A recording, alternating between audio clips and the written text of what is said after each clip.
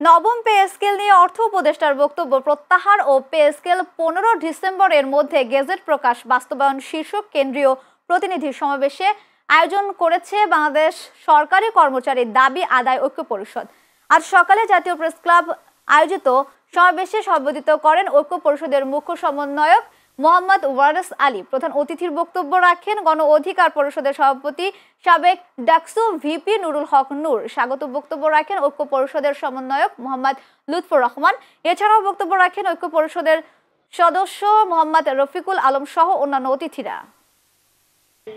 মাননীয় প্রধান উপদেষ্টার কাছে আমাদের যে হৃদয়ের কথা যে এই সরকারের সময় অর্থাৎ ডিসেম্বরের মাধ্যমে নবম পে স্কেল বাস্তবায়ন করে আপনারা সরকারি কর্মকর্তা কর্মচারী আমার দৃঢ় বিশ্বাস সরকারকে সহযোগিতা করবেন।